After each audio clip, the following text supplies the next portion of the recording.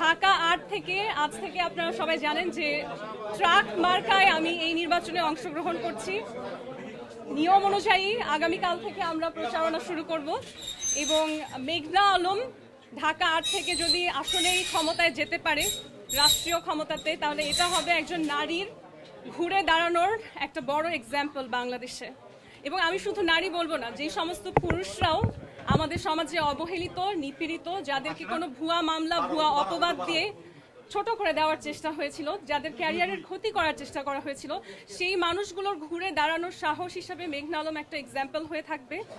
এবং আমি ঢাকা ৮ আসনে প্রতিনিধিত্ব করব মানুষের, মেহনতি মানুষের, কৃষকের। আমরা যে গণতন্ত্রের কথা বলি, আমার সমাজের সব শ্রেণীর, উচ্চবিত্ত, মধ্যবিত্ত, নিম্নবিত্ত, প্রতিটি মানুষের। শুধুমাত্র গণ অধিকার পরিষদ না, গণ অধিকারের পরিষদের যে আইডিওলজি, জনগণের অধিকার নিয়ে কথা বলা, এই কাজটি আমি সব সময় চালিয়ে যাব।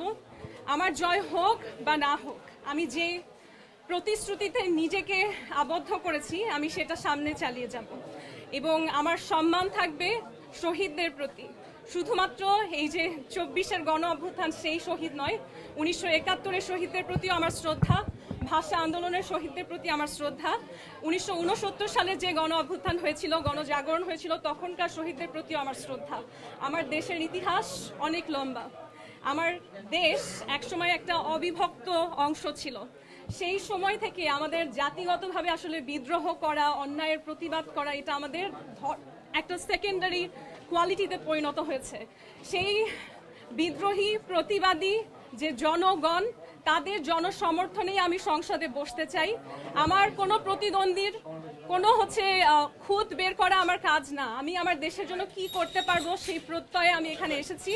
এবং আশা করি বিগত সময়ে যারা সংসদে বসেছেন, তাদের কাছে আপনাদের যেই কমপ্লেইন ছিল, কিংবা এত বছরের আমার ইতিহাস, ৫০ বছরের উপরে, এই সময়ে বাংলাদেশকে কেন এখনো উন্নত দেশের সমমর্যাদায় নিয়ে যাওয়া সম্ভব হয়নি এবং কি করলে সেটা সম্ভব, সেগুলো নিয়ে আমি সংসদে আলোচনা করব এবং বাস্তবায়ন করব। নির্বাচনে তো বাধা আসবে, এটাই স্বাভাবিক। আপনারা যেরকম অলরেডি বলছেন প্রতিযোগিতা, বাধা আসবে। যেই বাধা আসবে সেটা অতিক্রম করে আমাদেরকে আমাদের কাজ চালিয়ে যেতে হবে। এবং জয় পরাজয় সেটা আসলে আমি আমার ১০০% এফোর্ট দিব, কিন্তু সেখানে আমার আল্লাহর সাহায্য, ভাগ্যেরও বিষয় থাকে। আমরা যদি বেস্টও হই, আমরা কি সবসময় বেস্টকে দেখেছি জিততে? সবসময় বেস্ট জেতে না। যার ভাগ্যে থাকে জনগণের জন্য নিজেকে উৎসর্গ করার সুযোগ, সে সেই সুযোগ পাবে। এবং আল্লাহ যদি আমাকে সেই সুযোগ দেয়, আমি তাহলে সেটা গর্বের সাথে গ্রহণ করব, কৃতজ্ঞতার সাথে গ্রহণ করব, জনগণকে কৃতজ্ঞতা জানিয়ে কাজ করব। কিন্তু যদি সেই সুযোগ আমার নাও থাকে, তাতেও আমার কাজের যে প্রতিশ্রুতি, সেটার প্রতিফলন বাংলাদেশের মানুষ ইনশাআল্লাহ দেখবে। আপনার প্রতিদ্বন্দ্বী মির্জা আব্বাস আর নাসিরউদ্দিন পাটোয়ারি। আমার প্রতিদ্বন্দ্বী কেউ না। আল্লাহ যদি আমার ভাগ্যে রাখেন, তাহলে প্রতিযোগী যতই শক্তি সামর্থ্য হোক না কেন, আমার ভাগ্য বদলাবে না। তাতে আমার ভাগ্য, আমার দোয়া, আমার কাজে বদলাবে ইনশাআল্লাহ।